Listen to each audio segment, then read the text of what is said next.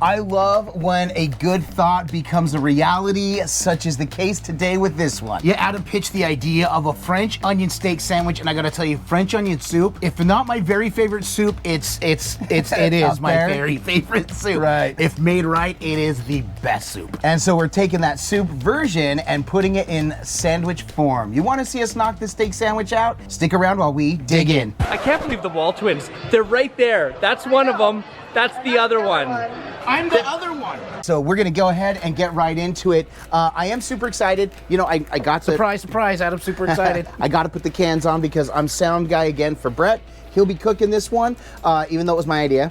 Brett, get to the groceries though. People don't need to see me. Get to the groceries. Here we go. The star of this show is this, but we got a couple of stars of the show, by the way. Yes, we do. From Benson Farms, we love this partnership that we have for this beef. As you can see here from Benson Farms, we got this beef Philly steak meat. We've got this Belgioioso amazing fontina cheese. Usually a French onion calls for like Gruyere. It's a French cheese, but this is a great replacement. We're going to be using this Nor French onion soup mix. We're using these white onion or yellow onions, and we've got these amazing hoagie rolls from Sam's Club. And Brett, what wasn't pictured? Butter, surprise, butter was. Since we're using the fontina cheese, does this make an Italian French soup? Yes, sandwich. That the well-known French Italian. So aside from salt and pepper, we are going to be using this Nor French onion soup mix, and this was the idea I had. Comes from obviously, Brett, when we do those like that lifted onion burger. Yep. Love that same idea. Love the same idea. We want to get is in the steak meat. So Brett, let's go ahead. The griddle's been on. So we've got these three all right here on medium, low, as you can see. And so we're getting this side hot for the steaks, but right now we're going to start the onions in the middle with some butter. We're going to go ahead and caramelize those and get those ready. All right, so we're going to get about a half tablespoon, about a tablespoon we'll call butter. it a pat of butter. How about that? There we go. We're adding a pat of butter right there, and then we're going to add our onions as well. Brett, you don't go and toss a little bit of oil in there as well. And this is just for the surface to keep it seasoning as we cook. While we're cooking. We've been using a lot less oil lately, and we realized, wait a minute, we're not helping season the griddle, so we're just taking layers off. Instead, we're gonna add oil to help with that. So we're gonna get those onions cooking in. And Brett, I know it's gonna be odd. You're not putting salt and pepper. What do you think? No, I'm thinking maybe a little more butter, TBH. All right. So here's what you're gonna do. You're gonna put a little butter, and then you're gonna open up the French onion soup packet. Now, it is the onion, so obviously it's got bits of onion, dry onion in there. There you go. Smells so good. So this powder, this is obviously for just soup. say when. That's good, right there. Just a little bit in there to help season those up. And that's all we're gonna do. We're gonna cook these all down together, let those caramelize. And when those are ready, we're gonna move them off to the side, and we're gonna get our steak, marry everything, build our sandwiches, and melt that cheese across the top. All right, we'll be back when these are done. 4 minutes, and while they're not entirely transparent, we're gonna pull these off to the side as they continue to cook, because what we're realizing is the seasoning mix is getting darker, and we don't want it to burn. So we're gonna go ahead and get going on this. And also, my good buddy Carlton next door, he's like, hey man, I know you guys are filming. He's trying to get some things, so forgive the background noise, but we're gonna obviously, you know what? He's gotta take care of his yard, and we gotta get some cooking done. Yeah, we're gonna go ahead and get the steak going right here.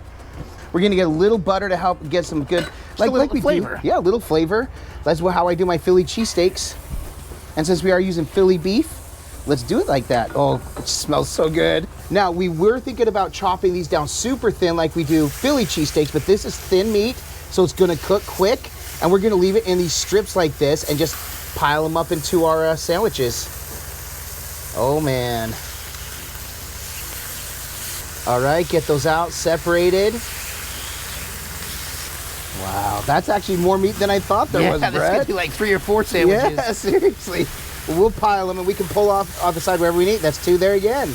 Dude, I love it. The best steak we've ever had, the beef came from Benson Farms. And there's information about Benson Farms down below. Check them out. We love their story. We love this 14-day grass-fed, 14-day dry-aged steak beef from Benson Farms. So we're putting a little salt and pepper, and now Brett, when you flip it, we're gonna pile kind of the rest of that on there. The soup? Yes, the soup mix.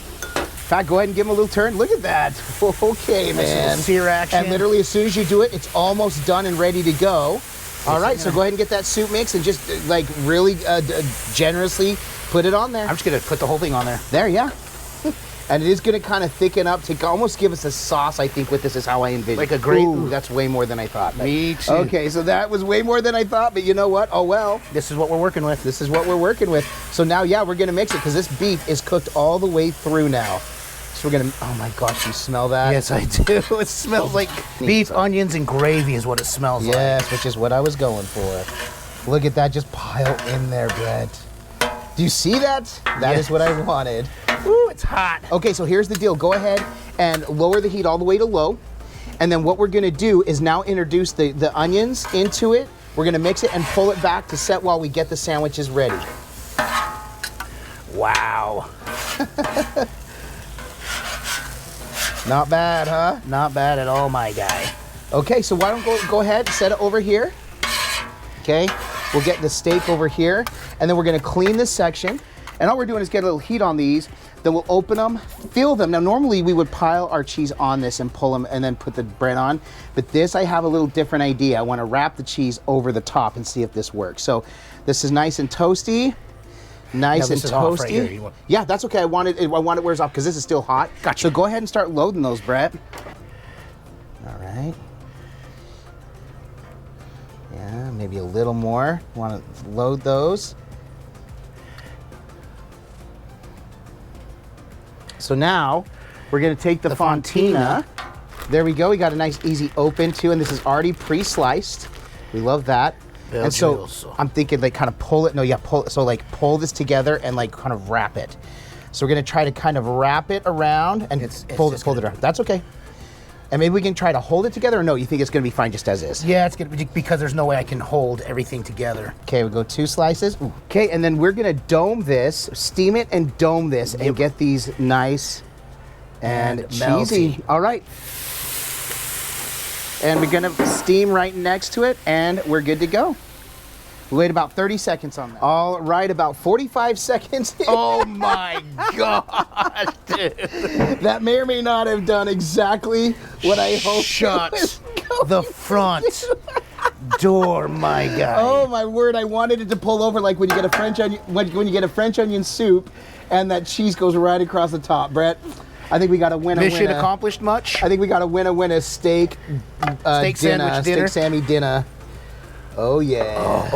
Oh, mighty boss tones, right? No need to cut or anything, right? Oh my gosh, we'll see. All right, let's get some B-roll.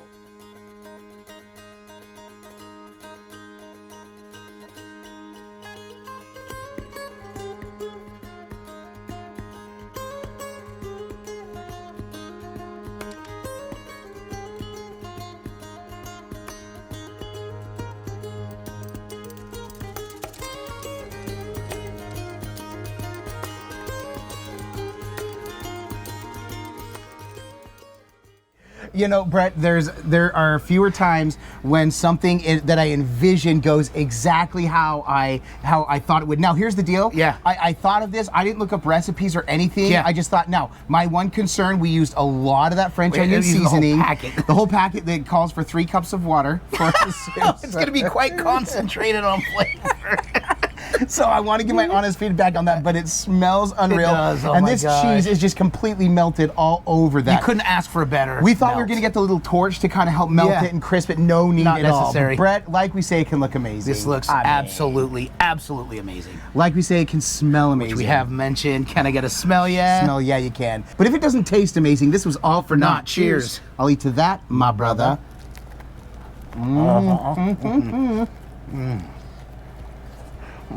Way too much seasoning. That flavor, though. That is so good. Takeaway. Too much seasoning. But we kind of had that feeling once we put it on. So amazing. The flavor. The cheese is absolutely so creamy. The cheese is unreal. That cheese is perfect. So yeah, literally, I would just sprinkle a little bit of that seasoning on there. That's it. That's all we need. We also had salt and pepper already on there. Yeah, so. and that little piece right there actually didn't have a lot of the seasoning on it. It was absolutely perfect. So I think it's gonna be bite for bite. It's gonna change as you eat this. So yeah, it is so good. You have to try this one. You really do. It really is like that French onion soup flavor. Yes. You get the steak and the integrity of the hoagie and it has everything. a brown gravy, that deep, rich taste that you like in gravy. Oh, now, one thing I do want to point out, we typically get the Publix hoagie rolls. This is a Sam's Club hoagie roll. It's hard to pass up $6. You get like 20 of those. I remember like a whole bunch of those. And so we got them for a few other cooks we're doing this weekend. Now we know, like I said, I got the neighbor. He's got to get his lawn taken care of. Totally respect and honor that. Yeah. But we also want to go ahead and move on. So what should they say though if they've been sticking around with us this long? Pardon my French. That was delicious. Pardon my French, Italian maybe? They just got the Italian cheese, but yeah, pardon my French, that was delicious.